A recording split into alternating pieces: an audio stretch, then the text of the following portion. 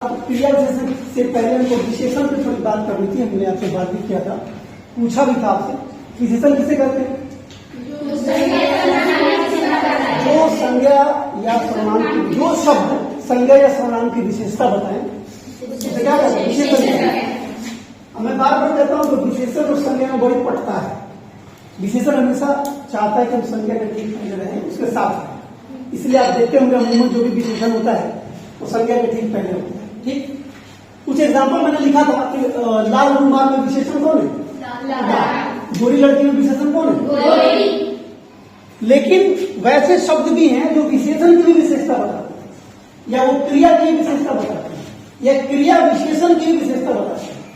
वैसे शब्दों को हिंदी व्याकरण में कहते हैं क्रिया विशेषण, जिसको आप इंग्लिश ग्रामर में एडवर्ब बोलते हैं। नहीं, तो जो शब्द विशेषण क्रिया एवं अन्य क्रिया विशेषण की विशेषता बताए उसे हम क्रिया विशेषण कहते हैं। पूरा नहीं लिखे, आपको समझाने के लिए शॉर्ट में लिखे।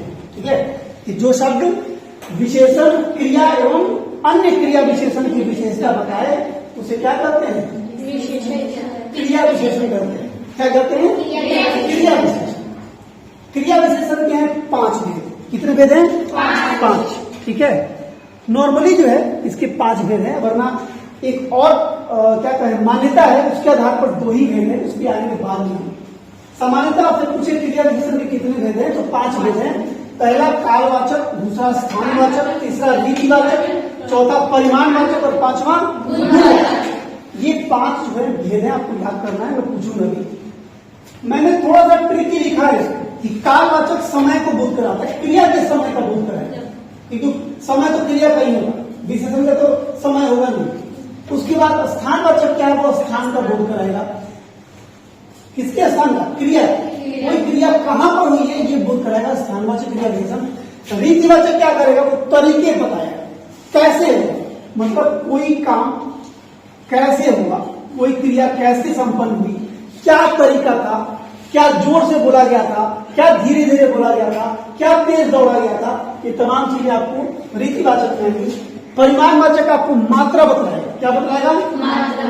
क्रिया की मात्रा, भाई क्रिया कितनी मात्रा में हुई, ये परिमाणवाचक बताएगा। और गुणवाचक क्या बताएगा? क्रिया का गुण बताएगा।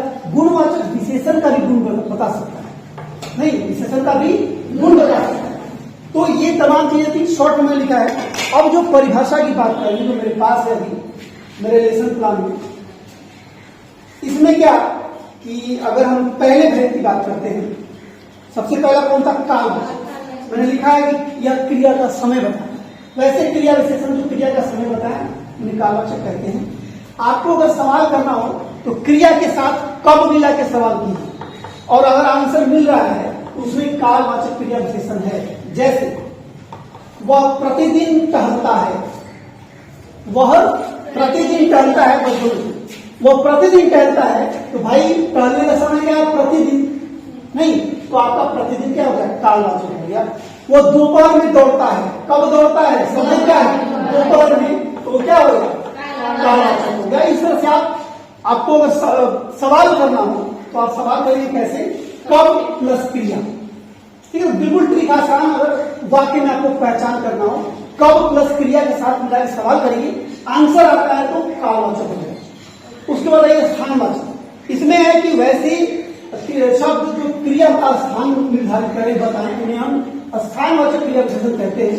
अगर इसको ट्रिकी, अगर आपको सवाल करना है, फटाक से हमको पता लगाना है कि इसमें स्थानवाचक है कि नहीं, तो लिखिए आप क्या कि स्थान तो कहां प्लस क्रिया, कहां के साथ क्रिया रख के सवाल करिएगा, आंसर मिल जाएगा तो समझिएगा उसमें स्थानवाचक है। जैसे वो यही मर रहा है, कहां मर रहा है? यही क्या हो गया? स्थानवाचक। ठीक है, जैसे कौन लिखिए, वह बाहर की ओर दौड़ा, या वो बाहर रह रहा है। कहां रह रहा है? बाहर। बाहर क्या होगा? फिर रीतिवाचक, जो क्रिया के होने की रीति बताए, तरीका बताए, क्रिया कैसे संपन्न हो रही है ये बताए, उसको हम रीतिवाचक क्रिया विशेषण कहते हैं। ट्रिक क्या है? कैसे प्लस क्रिया से सवाल करें, क्रिया कैसे हो रही है। एग्जाम्पल देखिए, वह शीघ्र अपना काम करेगा। कैसे करेगा? शीघ्र करेगा। हो गया क्या? रीतिवाचक। जैसे वो अचानक उठ गया, उठ पड़ा। नहीं, वो अचानक जग गया। कैसे जगा? कैसे से सवाल किए ना, कैसे से सवाल किए और वर्ब लगाए, कैसे जगह, अचानक जगह, तो अचानक जो आंसर आया वो क्या होगा? फिर आइए परिमाणवाचक, मतलब मात्रा बतलाएगा, जिनसे क्रिया के परिमाण या मात्रा का बोध होता है उसे हम क्या कहते हैं? परिमाणवाचक कहते हैं। आपको सवाल क्या करना है? कितना प्लस क्रिया, कितना प्लस क्रिया। वह थोड़ा बोलता है, वह कम बोलता है। कितना बोलता है? कम बोलता है। वो कम क्या हो गया? परिमाणवाचक में जा सकते हैं। ठीक है। उसके बाद गुणवाचक है, जाहिर सी बात है, जो क्रिया की विशेषता बताए उसे हम गुणवाचक कहेंगे। तेज है, मीठा है, कड़वा है, जैसे वह तेज बोलता है, तो बोलता कैसे है? तो ये गुण बता रहा है। ठीक है, ये गुणवाचक है। उसकी आवाज कड़वी है, ये तो विशेषता होगी, विशेषण होगा। लेकिन वह कड़वा बोलता है तो ये क्या होगा? गुणवाचक, क्योंकि बोलने से पहले वो शब्द आया है। क्रिया विशेषण क्रिया के पहले आए, नहीं या किसी विशेषण के पहले आएगा। जैसे मैंने लिखा है बहुत काली भैंस, वह बहुत काली भैंस है, तो बहुत क्या है? क्रिया विशेषण है। काली की भी विशेषता बतला रहा है कि बहुत काली है, गुणवाचक नहीं आता। ठीक है, इस तरह से जो है 5 भेदक क्रिया विशेषण थे। मैंने कहा था कि एक और मान्यता है कि वर्गीकरण का एक आधार है, वो है क्या? कि रचना की दृष्टि से। हम लोग अगली कक्षा में पढ़ेंगे कि रचना की दृष्टि से क्रिया के क्रिया विशेषण में 2 भेद है, वह मूल क्रिया विशेषण और यौगिक क्रिया विशेषण। ठीक है, इसके बाद में बात करेंगे। ठीक है, तो आप क्या करिएगा?